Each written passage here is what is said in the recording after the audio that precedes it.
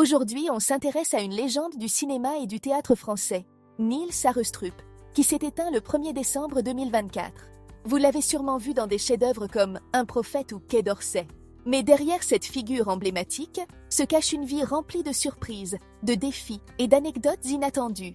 Voici 10 faits insolites pour découvrir ce grand acteur sous un nouveau jour. Accrochez-vous, vous allez être surpris. Nils Arestrup, c'était un mélange détonnant.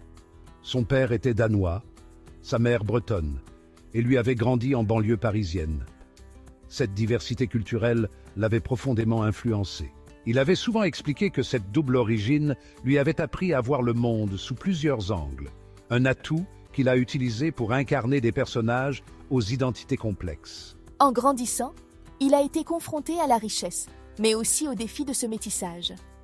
Être danois dans une France des années 50-60 n'était pas forcément simple, mais cela a forgé son caractère. Mais cette ambivalence culturelle a façonné l'acteur exceptionnel qu'il est devenu.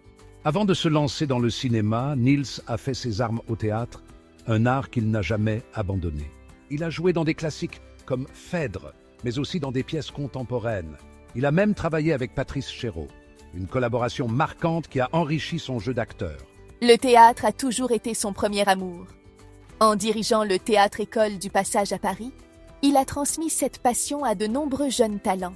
Pour lui, le théâtre est une expérience viscérale, où chaque représentation est un acte unique, un moment de vérité absolue.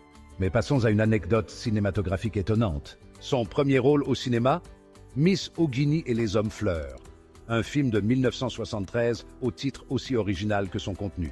Si le film n'a pas marqué les esprits, il a permis à Nils Arestrup de poser son empreinte sur grand écran avec un jeu déjà intense. Ce rôle a été un terrain d'expérimentation pour lui.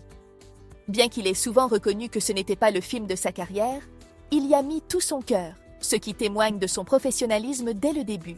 En parlant de débuts atypiques, parlons d'un tournant personnel majeur, devenir père à plus de 60 ans. En 2012, à 63 ans, il était père de jumeaux avec sa femme, Isabelle Lenouvelle, de 25 ans, sa cadette. Un événement qu'il avait décrit comme bouleversant et sidérant.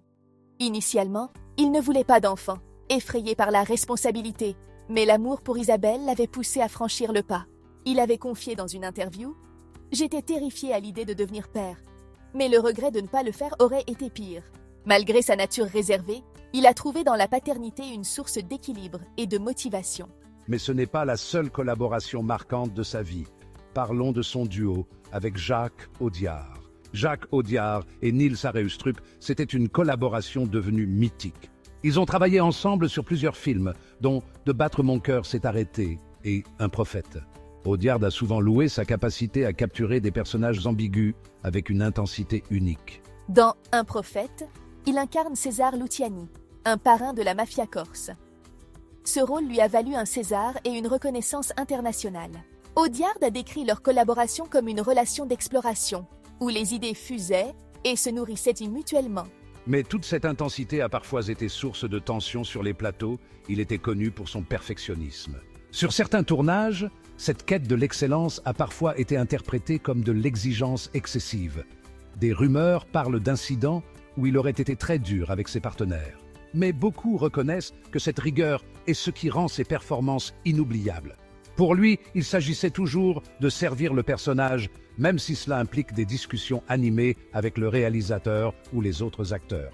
Mais ne croyez pas qu'il soit dénué d'humour. Il y a une anecdote mémorable dans le film Quai d'Orsay.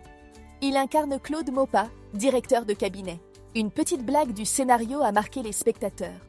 Le ministère abrite un chat surnommé Pol Pot. Un clin d'œil audacieux qui reflète l'humour noir du film et la complexité du personnage de Maupas. Il avait déclaré que ce détail, bien qu'anecdotique, montrait à quel point chaque élément d'un film peut contribuer à peindre une atmosphère crédible et nuancée. Mais au-delà du cinéma, il a toujours été passionné par la transmission de son savoir. Il a dirigé le Théâtre-École du Passage, où il a formé de nombreux comédiens. Il considère cette expérience comme essentielle, affirmant « Transmettre, c'est la plus grande récompense ». Il n'était pas seulement un professeur.